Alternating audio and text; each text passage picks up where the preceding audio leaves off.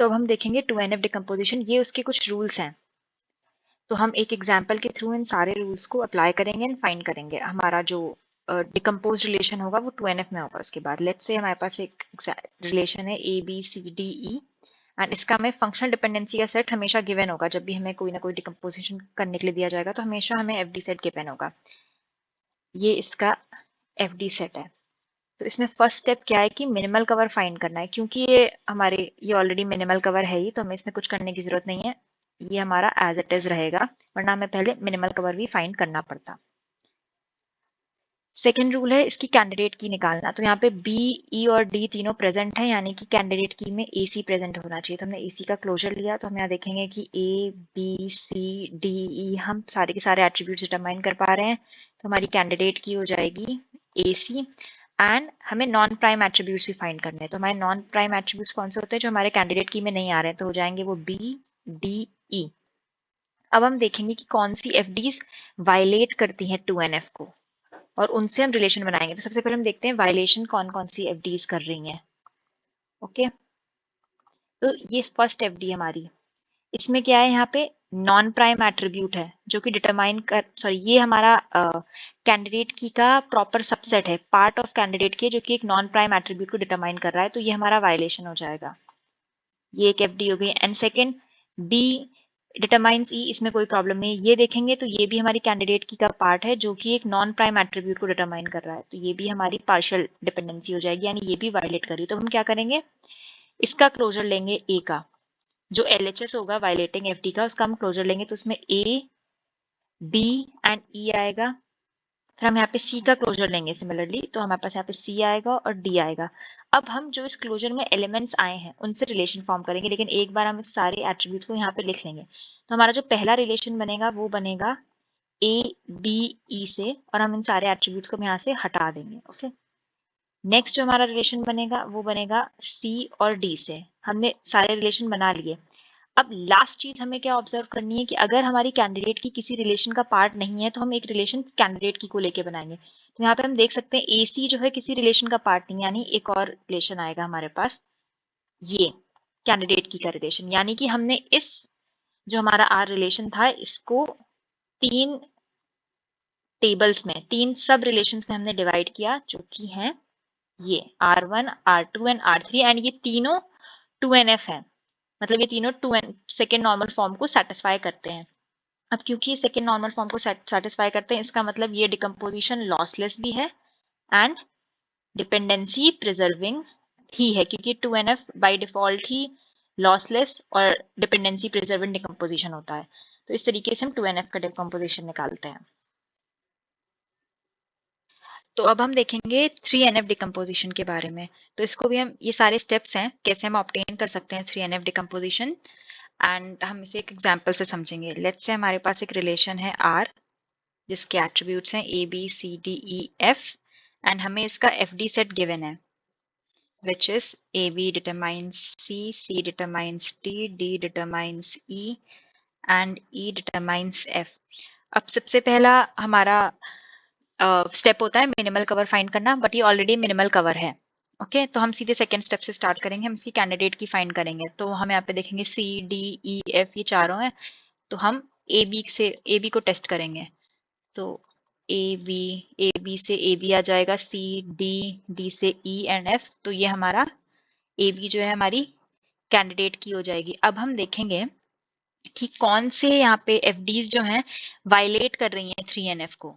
ठीक है, तो ये और अब 3NF में रूल क्या होता था कि अगर कोई भी नॉन ट्रिवियल FD दी हुई है तो या फिर ये सुपर की होनी चाहिए या तो ये प्राइम एट्रीब्यूट होना चाहिए। ओके, तो फर्स्ट डिपेंडेंसी में तो यहाँ पे हमारे पास सुपर की है, क्योंकि हर कैंडिडेट की सुपर की होती है, तो ये FD तो करेक्ट है।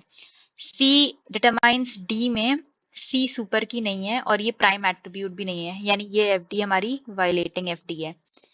थर्ड FD भी यहाँ पे ना ही ये सुपर की है ना ही ये प्राइम एट्रीब्यूट है, तो ये भी वायलेटिंग FD है।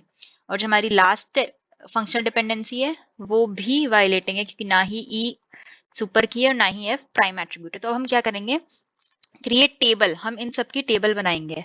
ओके, तो हमने फर्स्ट टेबल बना दी R1 CD की एंड हमारे पास ये लिखा हुआ है, जैसे हमने यहाँ पे एक लिख लिया, ये ABC सारे एट्रीब्यूट्स लिख लिए। हमने C से ये टेबल बना दी CD की, तो जो ये RHS था हम इसको यहाँ पे कट कर देंगे। नेक्स्ट टेबल हमने बनाई R2DE की, यहाँ पे भी हमने RHS रिमूव कर दिया। थर्ड टेबल बनाई हमने अब R3EF की, हमने F कट कर दिया। अब रिमेनिंग एट्रीब्यूट्स क्या बचे, ABC, तो हम एक टेबल इसकी बना देंगे। तो ये हो गया हमारे पास 3NF डिकम्पोजिशन इस रिलेशन का, ये 4 टेबल्स। ओके, अब लास्ट है कि अगर C के किसी रिलेशन का पार्ट नहीं है तो हम एक और रिलेशन बनाएंगे C के से, बट यहाँ पे हमारे पास कैंडिडेट की यहाँ पे है AB, इस रिलेशन का पार्ट है, तो ये 4 हमारे सब रिलेशंस हो गए जो कि 3NF डिकम्पोजिशन से मिले हैं हमें, मतलब ये 3NF में होंगे ये सारे के सारे। अब क्योंकि ये 3NF में है तो हमने देखा था कि 3NF में लॉसलेस होता है हमेशा एंड डिपेंडेंसी प्रिजर्विंग जॉइन होगा जब भी होगा। ये डिपेंडेंसी प्रिजर्विंग भी है ये सारे रिलेशंस, और यहाँ पे लॉसलेस जॉइन होगा, तो ये कंडीशन तो हमेशा सेटिस्फाइड होती है।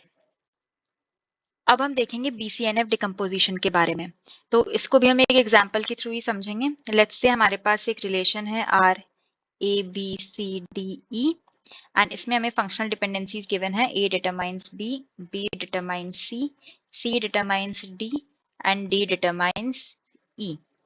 सो लेट्स से सबसे फर्स्ट ये मिनिमल कवर निकालो, बट ये ऑलरेडी मिनिमल कवर है तो हम हमेशा सेकंड से हम स्टार्ट करेंगे, बट आप लोग जब क्वेश्चन सॉल्व करेंगे तो आपको चेक करना पड़ेगा कि ये मिनिमल कवर है या नहीं, तो बस मिनिमल कवर चेक करना पहले बताया हुआ है।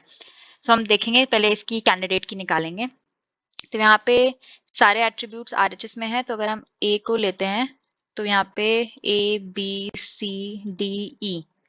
सारे एट्रीब्यूट्स डिटरमाइन कर पा रहे हैं, तो हमारी कैंडिडेट की हो जाएगी A एंड जो नॉन प्राइम एट्रीब्यूट्स हैं वो हो जाएंगे BCDE। ओके, अब क्या होगा, हम सबसे पहले यहाँ पे देखेंगे कौन सी FDs वायलेट कर रही हैं BCNF। तो उसका रूल क्या था, कोई भी अगर ऐसी डिपेंडेंसी BCNF में जब भी कोई रिलेशन होगा तो उसमें अगर कोई भी नॉन ट्रिवियल FD हमें गिवन है तो X जो होगी हमेशा हमारी सुपर की होगी, X को सुपर की ही होना चाहिए। तो अब हम यहाँ पे देखते हैं, ये तो सही है क्योंकि A डिटरमाइंस B, A हमारी सुपर की है, but B determines C, C determines D और D डिटरमाइंस E, ये सारी डिपेंडेंसीज जो हैं वायलेट कर रही हैं हमारे BCNF रूल को। तो हम इसमें क्या करते हैं, हम सबसे पहले RHS लेंगे और उससे रिलेशन बनाते जाएंगे। लेट्स से यहाँ पे हम देखते हैं, पहले हमने ये सारे एट्रीब्यूट्स लिख लिए क्योंकि हमें इन्हें रिमूव करना पड़ेगा। हमने इस FD से रिलेशन बनाया R1BC, और जो RHS था अब हम इसको रिमूव कर देंगे यहाँ से। अब हम यहाँ पे आए, यहाँ पे C डिटरमाइंस D है, बट हम पहले चेक करेंगे कि क्या C यहाँ पे प्रेजेंट है, बट अब तो हमारे पास सिर्फ ABDE बचा है, तो हम C से कोई रिलेशन नहीं बना सकते हैं। नेक्स्ट हम आएंगे D डिटरमाइंस E, तो हम देखेंगे क्या D यहाँ पे प्रेजेंट है, हाँ D प्रेजेंट है, तो हमारा जो सेकेंड रिलेशन बनेगा वो ये बनेगा। ओके, और अब हम यहाँ से E को रिमूव कर देंगे। अब जितने भी रिमेनिंग एट्रीब्यूट्स हैं एक रिलेशन उनसे बन जाएगा जो कि ABD होगा। तो ये जो है हमारे 3 रिलेशंस मिले हमें BCNF डिकम्पोजिशन से। अब BCNF डिकम्पोजिशन, अगर हम किसी भी एक रिलेशन का BCNF डिकम्पोजिशन कर रहे हैं तो हमें उसमें जरूरी नहीं है कि हमेशा यही सब रिलेशंस मिले, ये अलग भी हो सकते हैं। लेट्स से अगर हमने यहाँ पे, जैसे हमने लास्ट टाइम BC से स्टार्ट किया था, B डिटरमाइंस C से स्टार्ट किया था, और अब हम इस टाइम पे हम C से स्टार्ट करते हैं इस डिपेंडेंसी से। तो हमने सबसे फर्स्ट रिलेशन बनाया C डिटरमाइंस D, तो अब यहाँ पे D रिमूव हो जाएगा। सेकेंड अगर हम इससे बनाएंगे तो कोई रिलेशन हम नहीं बना पाएंगे, फिर हम B प्रेजेंट है तो हम सेकेंड रिलेशन B से बनाएंगे, BC। अब C को रिमूव कर देंगे, अब बचे हुए ये एट्रीब्यूट्स हो गए, इनसे हमारा ABE बन जाएगा। तो ये अब यहाँ पे हमें अलग रिलेशंस मिल गए, यानी कि एक से ज्यादा BCNF डिकम्पोजिशंस पॉसिबल हैं। और अगर C के किसी रिलेशन का पार्ट नहीं होगी तो हम ये सारे डिकम्पोजिशन में हम देखा कि हम एक अलग रिलेशन बना देंगे, बट C के यहाँ पे पार्ट है रिलेशन का ये, और यहाँ पे भी है। अब हमें ये तो पता है कि BCNF में अगर कोई भी रिलेशन है तो वो हमेशा लॉसलेस तो होता है, बट डिपेंडेंसी मे और may not be dependency preserving. Dependency preserving के लिए हमें चेक करना पड़ेगा, डिपेंडेंसी मे और may not be dependency preserving. तो इसके लिए एक वीडियो पहले ही है जिसमें हमने देखा है कि हम कैसे चेक कर सकते हैं कि कोई भी रिलेशन डिपेंडेंसी प्रिजर्विंग है या नहीं, तो हम उससे चेक कर सकते हैं ये कि ये डिपेंडेंसी प्रिजर्विंग है कि नहीं, बट ये लॉसलेस तो फॉर श्योर होगा।